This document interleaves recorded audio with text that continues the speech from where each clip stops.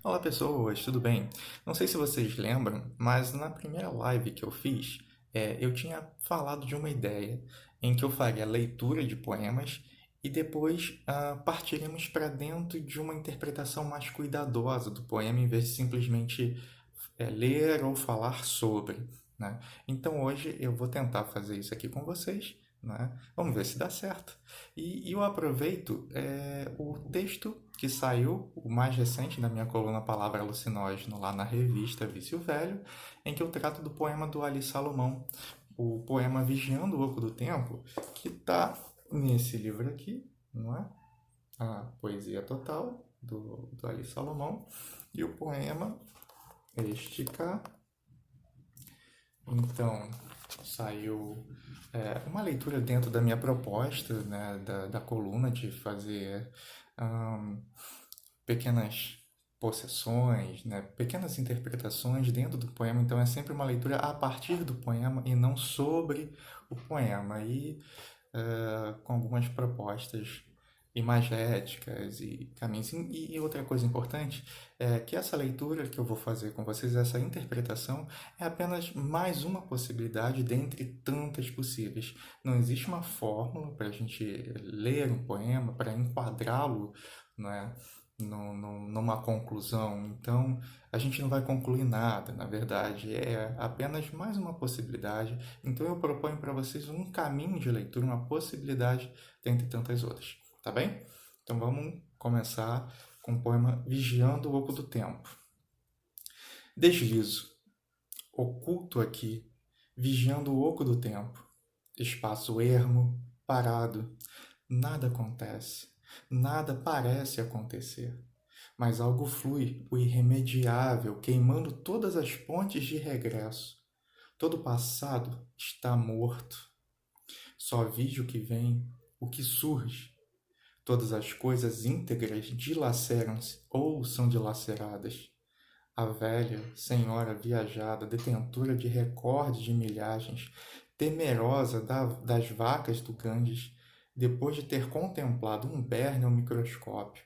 Berne que agora corrompe e torna pútrida qualquer carne verde que ela vê, pois seu olho holografa o esqueleto subjacente a todo o corpo vivo. Viver em mudança. O assoalho, repleto das peles velhas das cobras e do pelo felpudo das aranhas caranguejeiras.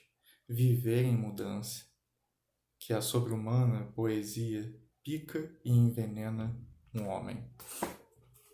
Então, esse foi o poema, né? E a gente começa a leitura já pelo título dele, né?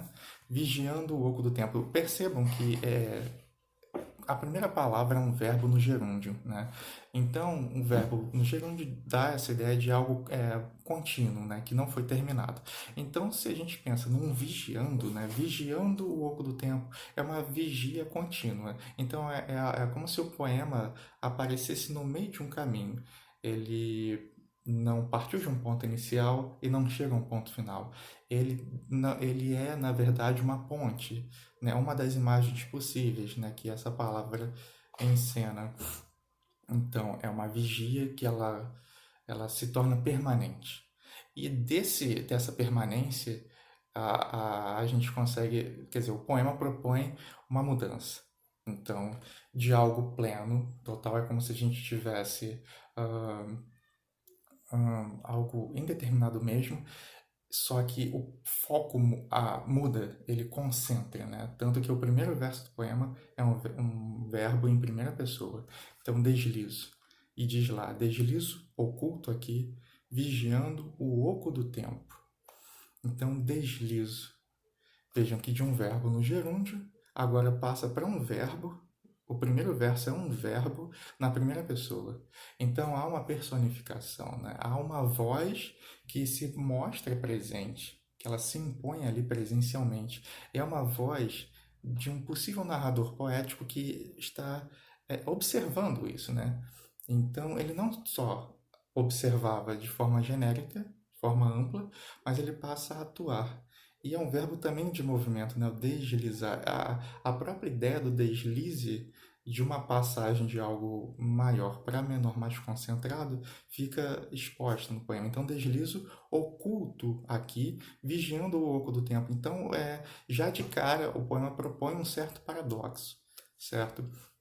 Que ainda que ele deslize, ele permanece oculto, ainda que ele se mostre presente no deslize, mesmo assim ele permanece oculto, né, nesse oco do tempo. E o oco se torna essa grande questão temporal, né? O oco como um espaço sem fundo, né? Algo que você não tem como medir.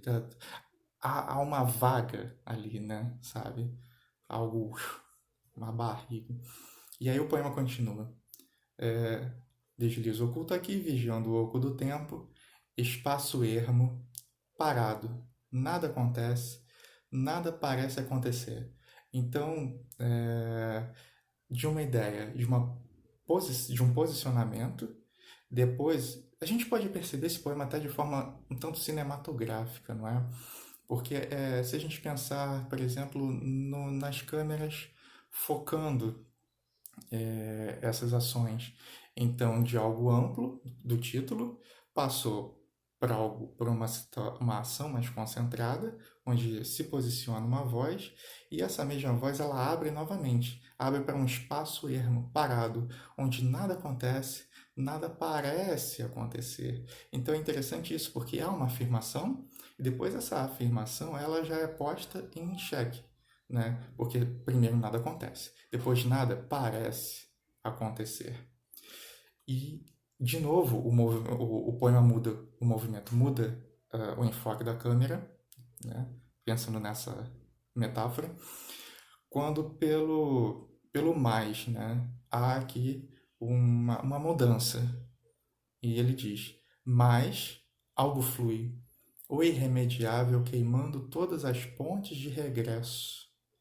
Então, de um movimento que a gente percebe contínuo, com título, depois vem para uma voz que diz uma presença, mas uma presença oculta, depois abre a cena para um espaço que nada acontece, nada parece acontecer. A gente pode pensar, inclusive, esse nada como uma possibilidade para possibilidades. Então, não é um nada esvaziado, é um nada como potência, é um nada como possibilidade para algo que virá a acontecer, né?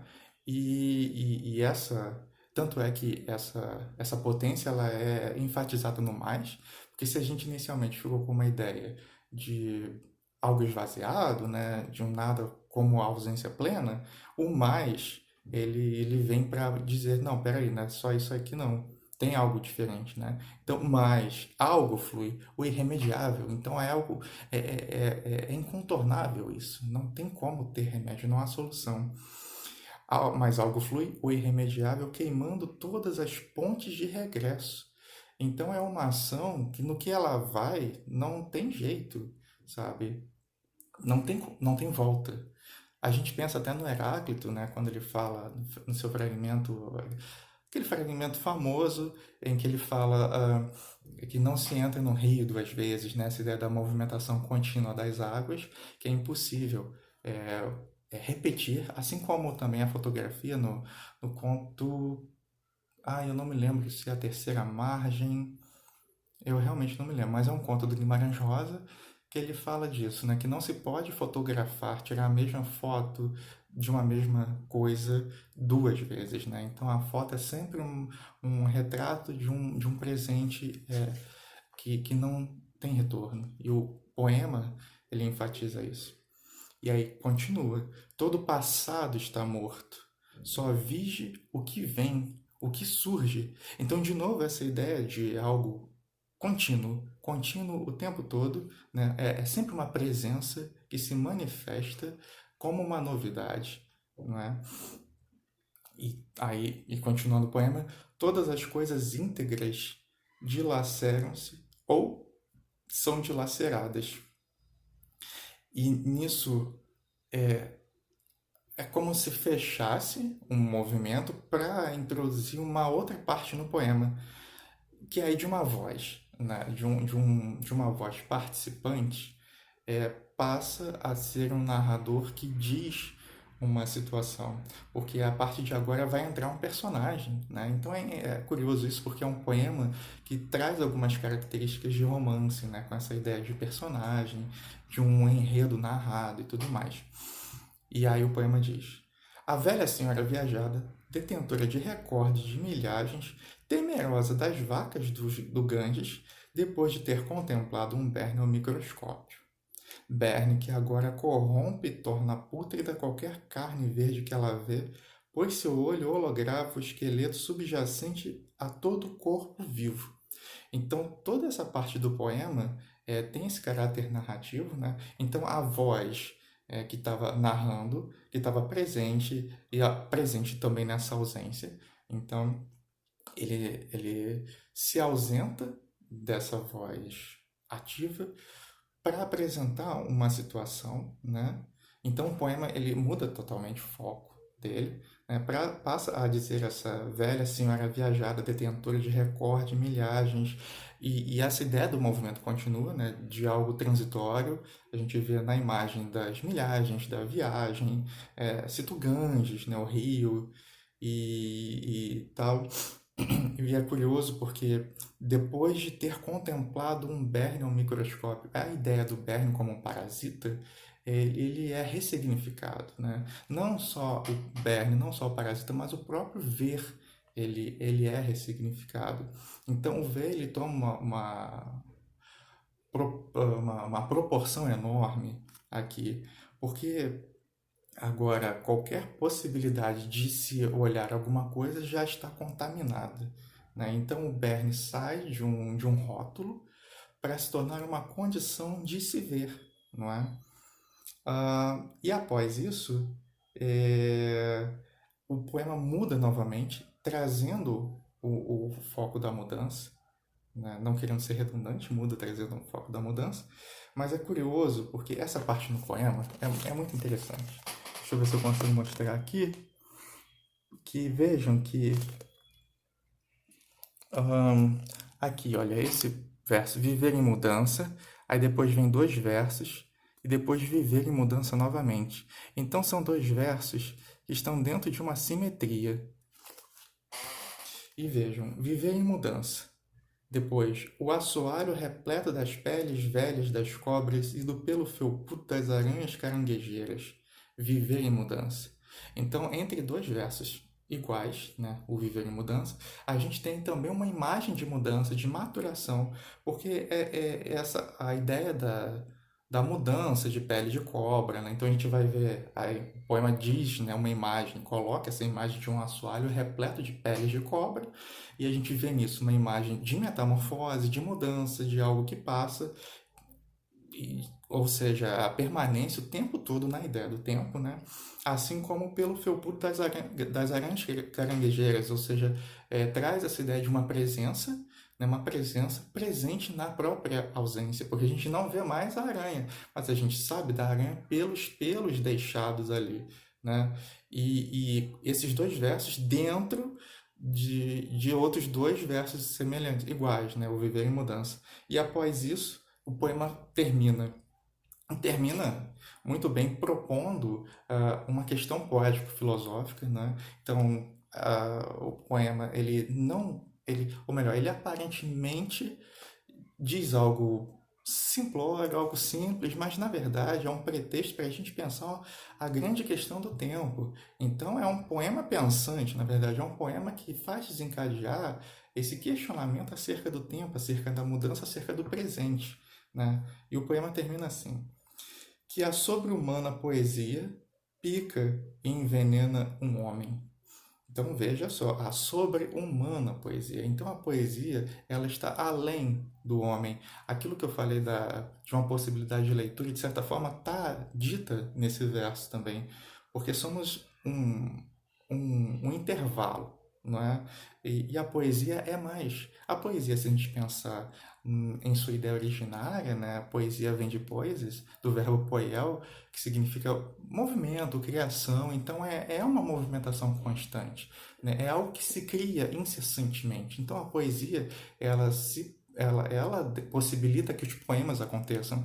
Se a gente pensar nessa relação de poema e poesia, de poesia com poema, a mesma relação de ser e do não ser, né, daquilo que se mostra, daquilo que vela, daquilo que aparece e se vela ao mesmo tempo nesse movimento do real. Se a gente pensar também na letra grega, a ideia de verdade do grego, né? Então essa movimentação contínua, desvelante, autovelante, né? Se a gente for pensar mais filosoficamente, esse verso ele traz esses questionamentos. Então, que a poesia sobre-humana, ou melhor, que a sobre-humana poesia pica, então a ideia da picada, né? De um ferir, né?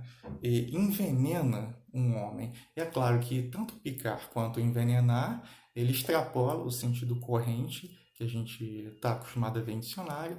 Então é a ideia do homem ferido pela poesia. Se não me engano. Então a gente tem essa ideia da poesia, que é muito mais do que homem e que ela é uma possibilitadora de pensamento e de cuidado, né? Então, bom, é isso, não querendo alongar muito. Essa é uma possibilidade de leitura, né, desse poema presente nesse livro do Ali. E é isso, gente. Espero que vocês tenham gostado. Vamos ver se essa ideia funciona. Aguardo comentários, sugestões. E é isso. Vamos ficando aqui. Valeu!